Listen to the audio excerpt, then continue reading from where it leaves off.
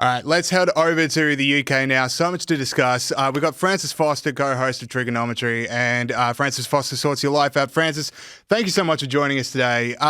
Let's get into it because, look, when the Epstein files came out, when we learned all this stuff about him, of all the world leaders, of all the global elites, of all these secretive powers, not to say that he's done anything wrong himself, but I didn't think Keir Starmer would be the global leader to fall on his sword about all this. Well, it's actually a very good point. No one could have predicted the effects that the release of the Epstein files would have had on global politics and Keir Starmer in particular. When you look at Starmer's mistake with hiring Mandelson, it's not as if this is a man who has suddenly, Mandelson is a tarnished figure, to put it bluntly. This is a man who has been involved in scandal after scandal after scandal after scandal, after misdemeanor, after firing, after forced resignation. So the fact that Mandelson found his way back into the political firmament and with a job as high profile as ambassador to Washington was scarcely believable in the first place. I mean, many people, when Starmer appointed him, particularly those in the Labour Party, were saying to him, what were you doing? Lots of people protested this. Even Marco Rubio raised the alarm bells with Keir Starmer, not about Mandelson's links to Epstein, but the fact that Mandelson had questionable links to China.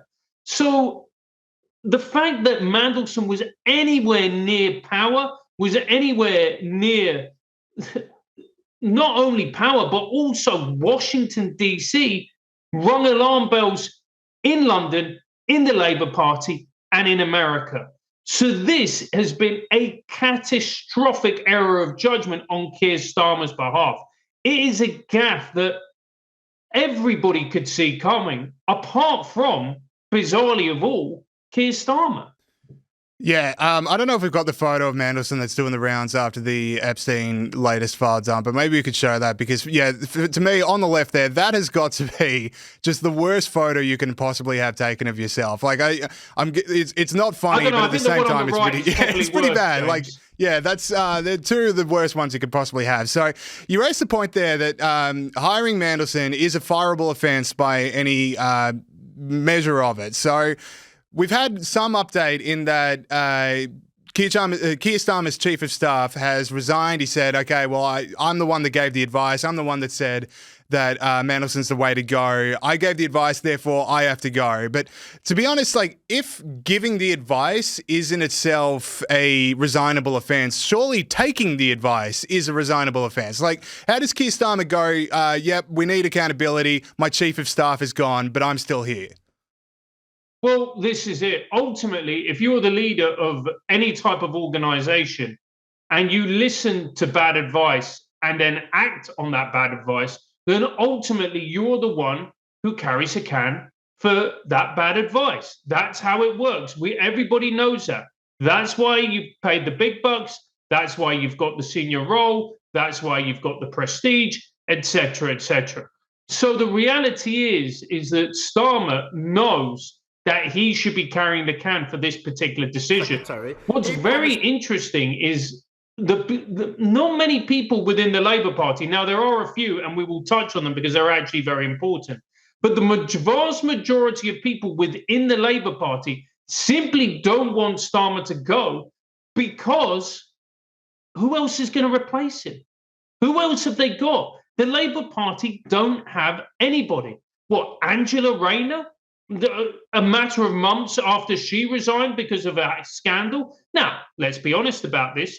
It is nothing compared to what Starmer is going through, but scandal it is nevertheless. She was a housing minister. She resigned over a housing scandal.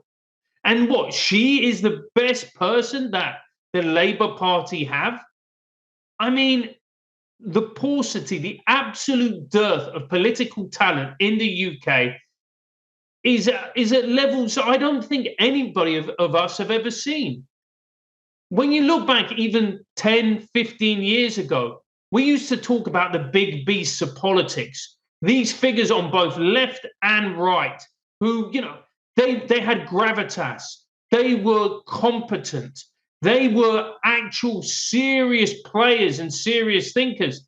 You're looking at what we have in Parliament, and I'm not just talking about the Labour Party. I'm talking about the Conservative Party. And with the exceptions of a few that you could count on the fingers of one hand, the absolute paucity of any type of talent is quite frankly depressing. And that's why Starmer is staying on. Not because he hasn't done anything wrong. We, of course, know that he has done. He has made a serious error of judgment. But it's not that. It's the fact that really, who else is there? It's like a footy match, James. It's all very well get the number 6 off, but if you don't have anyone on the bench to replace him, then you've got to keep him on the field. Yeah, let's go over that, because it's a problem that I think we have in Australia as well, that there's just no real good politicians. And, I'm trying to think, when was the last time we had a British politician or Australian politician that actually had a formal legacy where you're like, okay, in history books 100 years from now, that guy or girl is going to show up. Like, that is going to be a name that we're going to remember. And I can't think of anyone, because here's my theory, and it's controversial because I'm a libertarian, I don't really like politicians, but at the same time, I wonder if they're not paid enough, because I think of the people that, from 18 want power, they want influence, right? They have the opportunity to go into politics, they have the opportunity to go into business, and because politicians aren't paid very well, if you want money and power, you're going to go into business. So the only people left to go into politics are people that are just in it for the power. They're just in it because, student politics made them feel like they had a home. They weren't that popular in high school. They just stay in that ecosystem. It becomes more and more influential. And by the time they get to, the 50, 60 age where it's peak of politics, they're kind of they're not the best of us, but they're the ones that stuck it out the longest, and therefore that's the only reason they're in power and in politics. Are we paying politicians enough? Is just it's a weird question, but it is where I'm going with this. No, and look, James, this is something that I actually agree with. The reality is, if you want top-level talent, you have to pay. It doesn't matter what area of business you're in. It's really that simple. And what we pay in the UK, it's a decent salary if you're a middle manager, but it's simply not enough if you want to hire the brightest and best in this country. And what's even worse is we have this really dishonourable system in the UK where we have what's called the expenses system. So a UK member of Parliament will get around 90 odd thousand pounds, but you get the expenses, which means you can claim a ridiculous amount of things on your expenses, which means that you can boost your salary by up to about another 50, 60 grand, whatever it is, 20, 30. Depends how carefully and how ethically you want to behave. That is simply not acceptable. And as well, MPs have second and third jobs. We've seen MPs who are TV presenters or radio presenters. And by the way, this isn't a left or right thing. This is MPs from across the board. And what we need to say is, and I've spoken about this with my co-host Konstantin and on our show Triggernometry, and we are of agreement that actually we need to pay MPs about £250,000. But what you're getting from £250,000 is there's no second jobs, there's no expenses. This is it. You are getting a salary far in excess, quadruple what the average person in the UK is earning, over quadruple. And what that means is that when you go through the doors of Parliament, you should be the best of the best. And I think that's what we need to do. I think that's what we need to do in order to attract the very best and the most dedicated of parliamentarians. Because quite frankly, what we have now, the system is not working and it's not fit for purpose. If you look at what has happened since the Brexit referendum in this country, if we're counting David Cameron, who resigned the day after Brexit, we have had 6 prime ministers. We have had David Cameron. We have had Theresa May. We have had Boris Johnson. We have had Liz Truss. We've had Rishi Sunak. We have had Keir Starmer. 6. And the worst part about that is that we're now talking about getting rid of Keir Starmer. And I want to make it clear, I'm no fan of Keir Starmer. I actually think this error that he has made is so heinous, he actually should resign. But again, do I want a seventh Prime Minister? This country is falling apart. It is literally falling apart. The infrastructure is crumbling. The NHS is in disarray. The trains don't work. There were parts of the UK until recently that didn't have water that you could drink from the tap. We cannot have this constant churn of politicians. We cannot have this mediocrity on either side of the political spectrum. Something has to change because we are entering, for the UK, incredibly worrying times. Incredibly worrying times.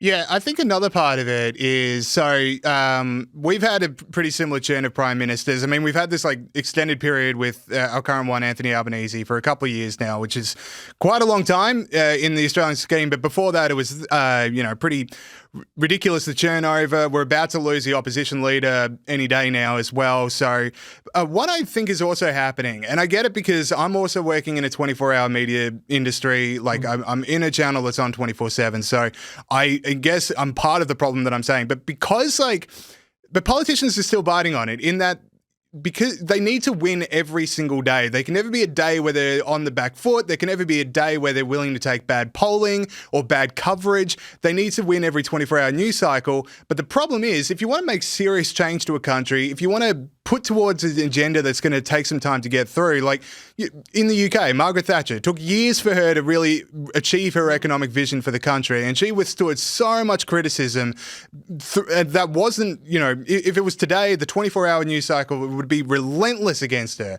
But she withstood it. She overcame. She had her economic agenda.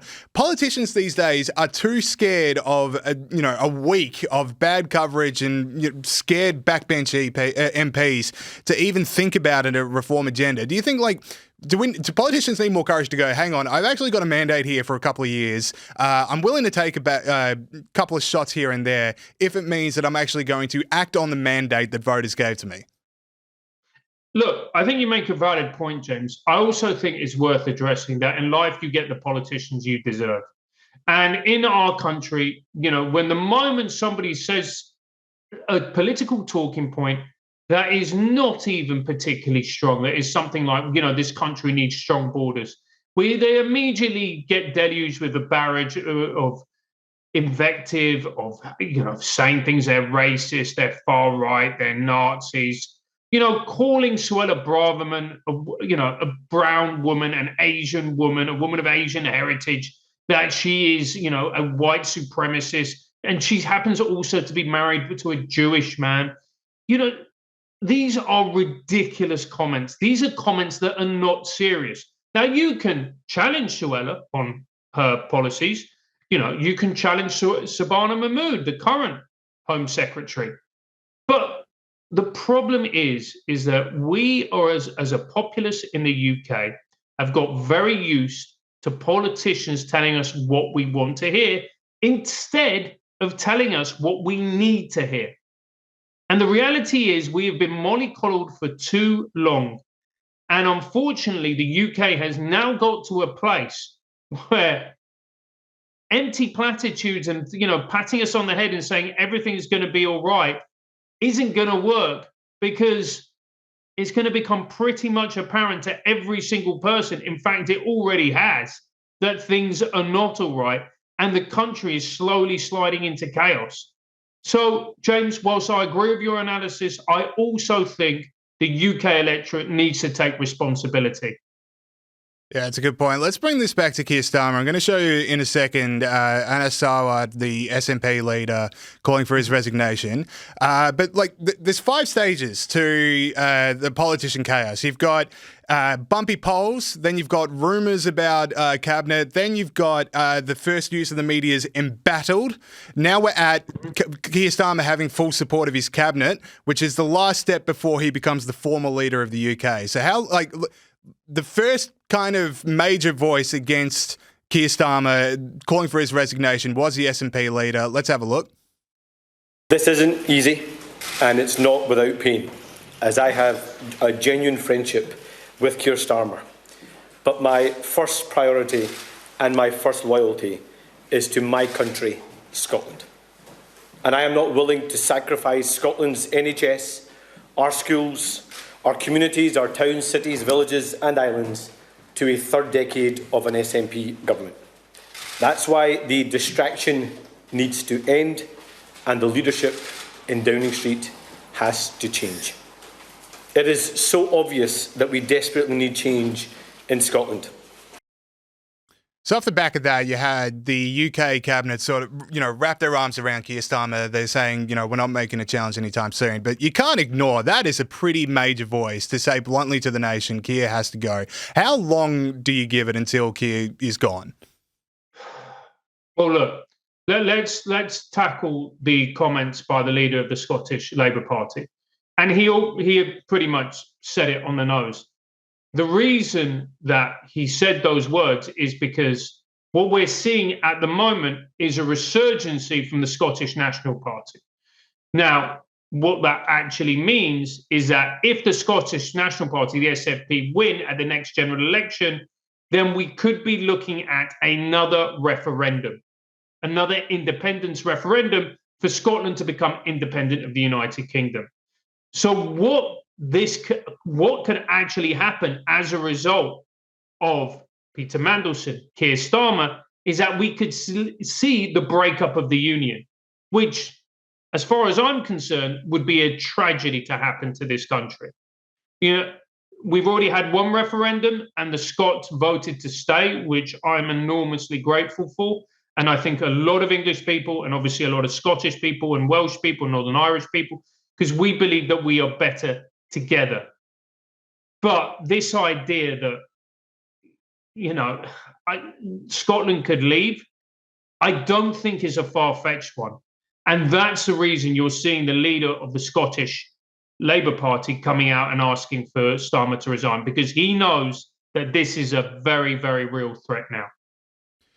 Yeah, that would be interesting. But just to the Keir Starmer of it, is it a matter of days until he goes? Is it a matter of weeks? I know there's these by-elections that are the council elections that are coming up. Does he need an absolute whitewash pro-Labor to save his skin, or is this just terminal?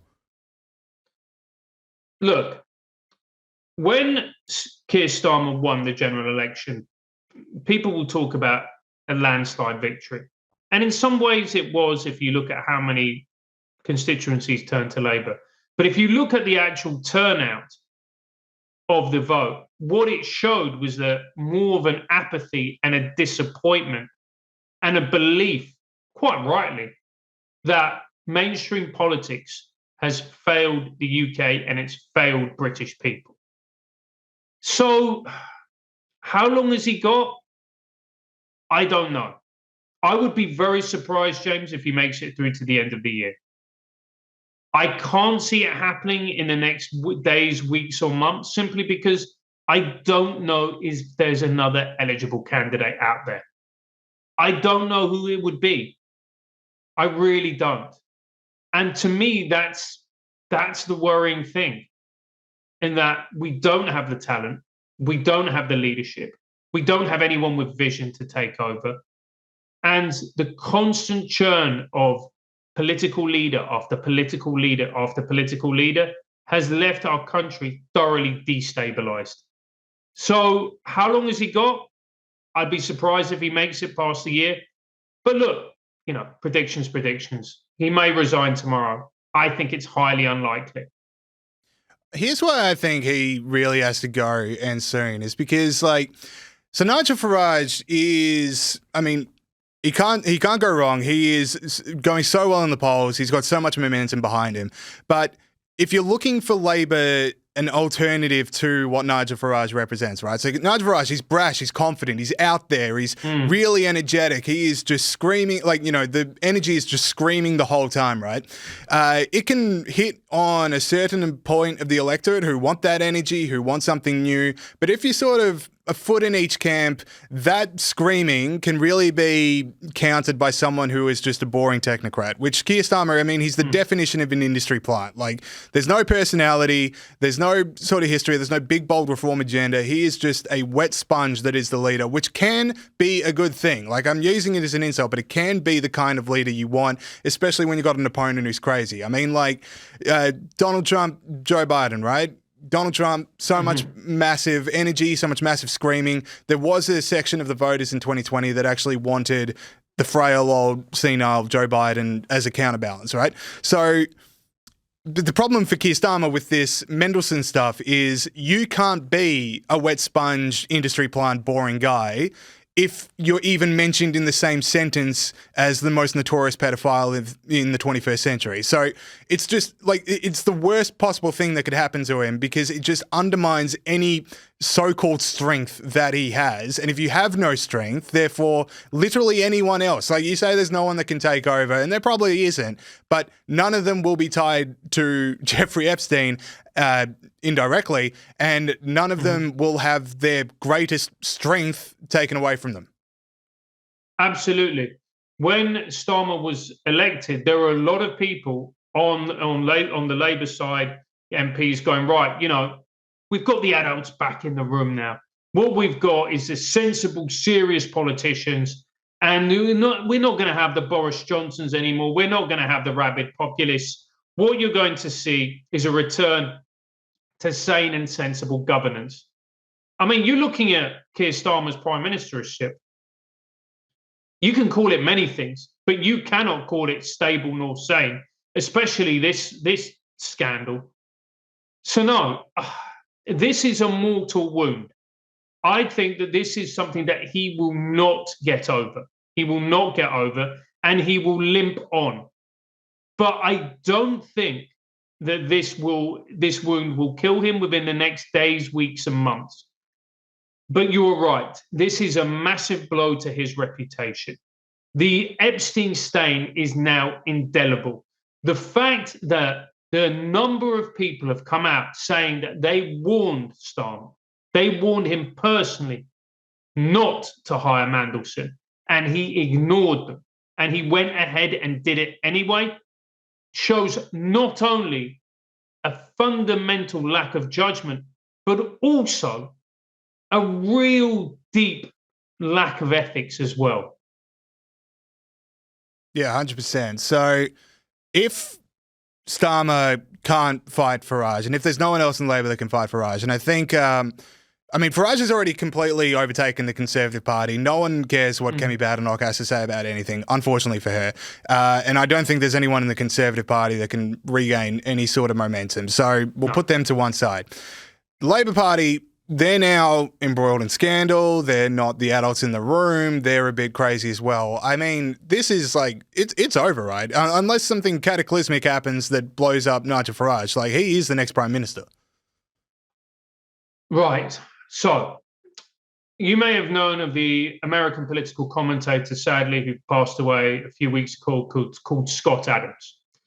And Scott used to have this brilliant line that he would say when myself or Konstantin would ask him a question on trigonometry. And we'd say, what do you think, Scott's going to happen in 3 years or the next election? And he'd always say the same thing.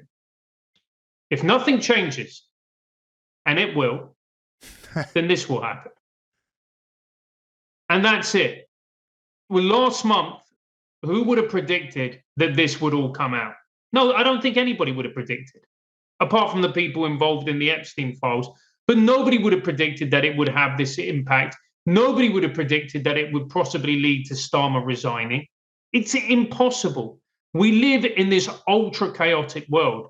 And actually, if the Labour Party imploded, and let's say they called a general election in summer of 2026 in a few months' time, that would be the worst possible thing to happen for Reform. What Reform are doing now is they are putting all of their funds, their energy, and their time into building a political party from scratch. That is a huge endeavor. You've got to find all the candidates. You've got to vet them. You've got to make sure that not only can they talk a good game, not only are they charismatic, not only are they able to win elections, Are they going to be able to do the job? And not only are they going to be able to do the job, there are going to be some skeletons in the closet, but everybody's got at least one or two. But you're going to need to make sure that these people are actually fit for public service. So this would not be a good thing for reform either if an election was called in 3 or 4 months. So the reality is, yes, this is a good thing for reform. And it's also, we need to be clear about this, a good thing for the Green Party, which represents the populist left wing of the Labour Party. They're going to do very well out of this. So what we're going to see is populism all the way down. It's either populism on the right with reform or populism on the left with the Green Party. And the two centrist parties, Labour and Conservative, are now no longer fit for purpose. Yeah. So you said the Greens Party as well. I assume you also mean that this is a massive coup for the Your Party, the Jeremy Corbyn cast off. Maybe they can finally put aside their differences, reform, and take over as UK as we can surely hope for.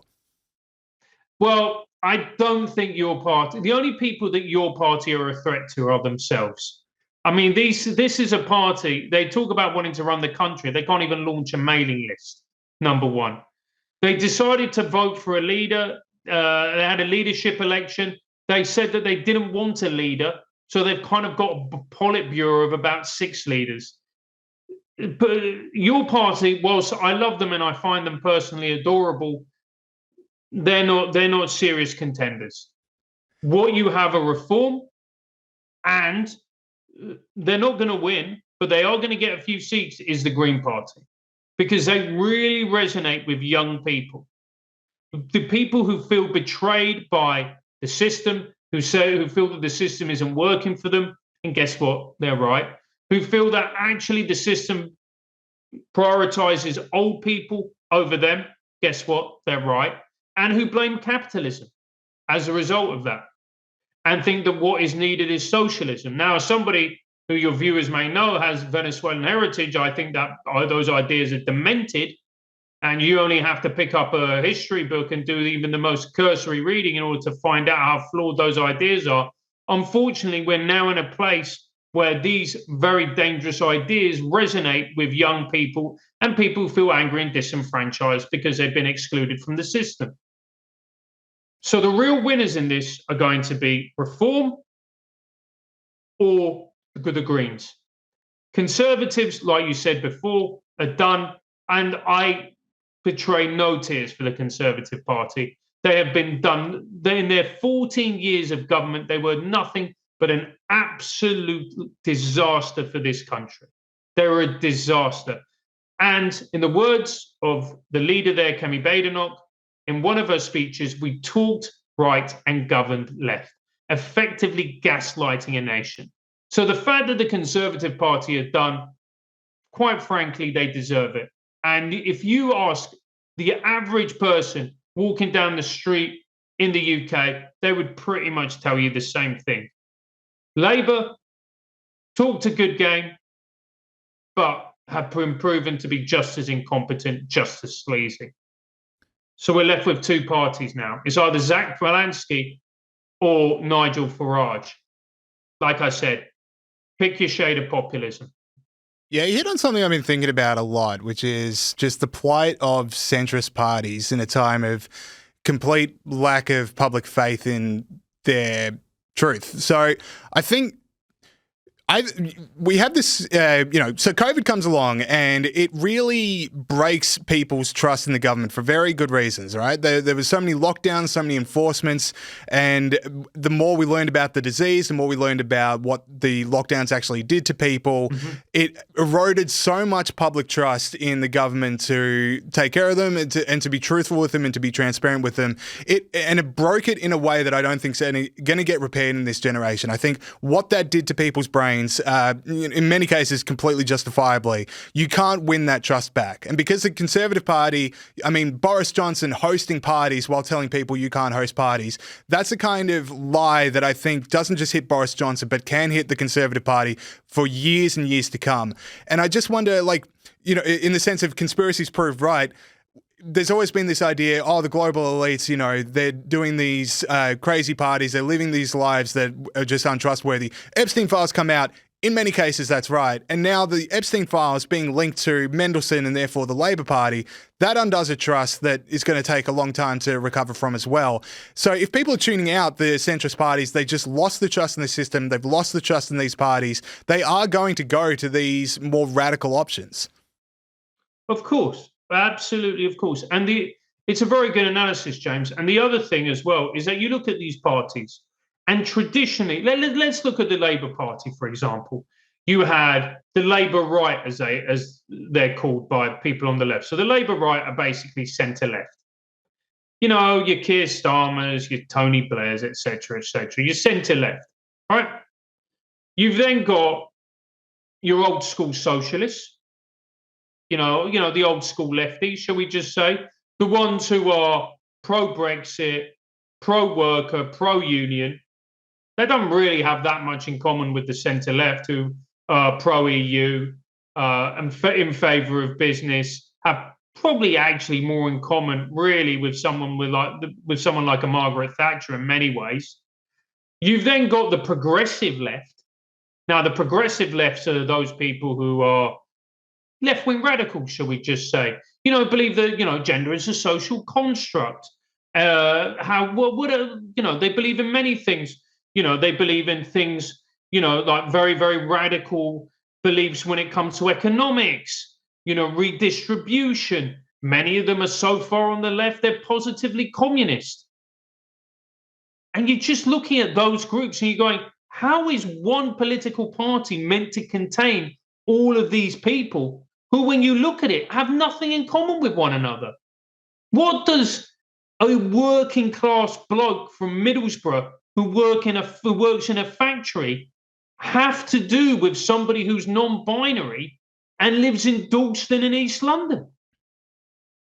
They don't fit. It doesn't work. And the same happens with the Conservative Party, where you've got the Libertarians, you've got the old school Conservatives, and then you've got the liberal centre-right, who are very, almost Labour-esque in their views, where you have people like Penny Mordaunt saying trans women are women. The whole thing doesn't work. You can no longer hold this broad coalition of people together under one umbrella and hope to represent all of their views. It's why I've got people go to me, don't you think that it's bad that the Green Party exists? No, I think it's great the Green Party exists. These people, I think their views are mental, if I'm being honest, but it's great that they've got a party that represents them. That's a good thing. The same for reform. So I think ultimately, James, what we're seeing now is the disintegration and the death of these two once great political parties, because the reality is they are no longer fit for purpose. I think there's one way in which you can keep a loose coalition like that together, and it's through winning. I think it's, to quote Osama bin Laden, it's like men back a strong horse. Like, if we're winning in the polls, if there's an agenda, maybe I don't see eye to eye. Like, if I'm Labor left, I don't see eye to eye with Labor right. Maybe if I'm a Libertarian, I don't see eye to eye to the Conservatives. But if, the goal is the goal. Like, if we're going to win, I'm going to shut up and listen. And I just think, to bring it back to Farage, I think that's why he's got an in that he's got the momentum of a win behind him. Sure, there's people with skeletons in the closet. Sure, there's people with, weird ideas. They are going to, maybe it's not it'll come out what they think eventually, but they are going to check their worst impulses because there's victory at stake. Like there's a, everyone falls in when you can win. It's when you're losing that things start falling apart behind you. And then to continue the winning analogy, I just think most people don't really care about politics. Like, we care about politics, we enjoy it, we love it, we're reading it all the time. I'm thinking about my wife, it pops up on her radar every now and then, usually when I'm talking about it, but apart from that, it's never going to cross her desk. And most people, they've got the people they like, but they also like winning. So when there is someone that's sort of destined in the polls to win, they've got the momentum behind them, sure, like, let's go with that. Like, I'm following the momentum. I'm following the energy. I'm not going to sit down and read his economic policy, but Farage seems like a winner, so therefore I'm going to go with him. That's why I think Farage can win. I completely agree with you. But then what you're really talking about here, James, is force of personality, cult of personality. And the reality is very few people come along with that type of personality and political talent. I mean, that's a generational thing. Before Farage, who are we really talking about who had that type of talent, personality, whatever you want to call it? Tony Blair. That was it, really. Nobody else. I'd throw Boris Johnson. I'd throw Boris Johnson in. I mean, he was crazy, but like it was a manageable crazy for most of it. Okay, so but maybe Boris Johnson, maybe, but let's look at longevity. Let's look at Boris Johnson's political career. Boris Johnson won one election. He didn't win an election, see his term out, then win another election. Blair was a serial winner. Thatcher was a serial winner. These types of political talents are few and far between. And look, I think Johnson was a magnificent political campaigner, but I don't think it's overstating the point to say that he was style over substance. And when it came down to it, he simply wasn't up to the job. Now let's see if Farage is. I hope he is. I really do. Because one thing we cannot afford in this country is another dud prime minister. I want to go back to something you said before about what does the working class care about non-binary topics and issues like that. I think this is it's a global phenomenon, right? Because like the left have always been the party of the marginalized or the party of like whoever's worse off. And for so long, that was, in their eyes, incorrectly, the working class, right? These are the people that this society failed and therefore we're going to take up the mantle. Then like, I want to say 10, 15 years ago, they decided it's not the working class, it's the non-binary LGBTIQ race. And it's just abandoning the people. Like, I think the stats are quite clear. Like, if you are LGBTIQ, if you are, of a minority, but you have the middle class upbringing, if you have a university education, you are better off than working class white people. Like you might experience some form of discrimination and racism, but in terms of like, can you afford your life? Can you afford to send your kids to school? Can you, afford holidays every now and then? Your life is better than working class white people. But because the Labor Party forgot that or decided to ignore it, now they've just completely lost a huge size of the UK population, which Farage is sweeping up. Oh, absolutely. Absolutely. If you tell people whose everyday life is a struggle, who, if they manage to put food on the table, pay their bills, and heat their home without actually going over the overdraft, they'd be thrilled with that. They'd be thrilled with that. And there's a lot of people in this country at that point. And it's getting worse every day in this cost of living crisis. If you turn around and tell these people that they are privileged, they're going to get very upset, and quite rightly so. And it really doesn't help when the person telling them that they're privileged is from London, a very she part of London, and went to Oxford or Cambridge. That is a message which is not going to be accepted, and nor should it be. So Labour has found itself in the very difficult position where its MP and its activists have lectured people far lower down the economic ladder than themselves about how lucky and privileged they are, and also how evil and racist they are, or their ancestors were, and how they should hate their own country.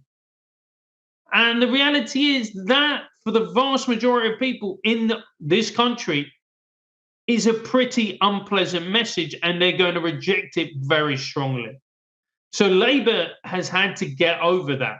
That's why they dropped identity politics. You saw in the general election campaign in 2024, they didn't really touch on identity politics because they knew that the moment they started talking about it, White working class voters in particular would turn their backs on them, and they simply couldn't afford that.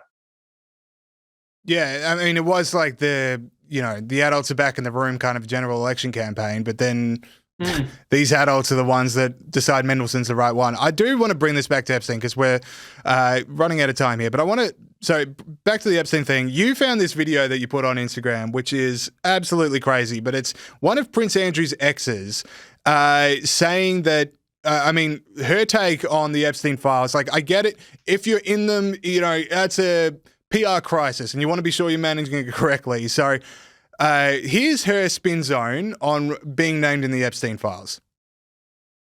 The thing is, what people can see from these Epstein files, he knew everybody that was very powerful. So like if you were on the scene and you were powerful, like to be honest, like if you're not in those files, it would be an insult because it just means that you were a bit of a loser. Right. So the people who aren't in the files are losers. Yes. Now that is a next level spin zone. I mean, when she had that thought, because look, we all have thoughts, and then we look at those thoughts and we go, you know what, that's a pretty stupid thought. I'm not going to say that because that's ridiculous.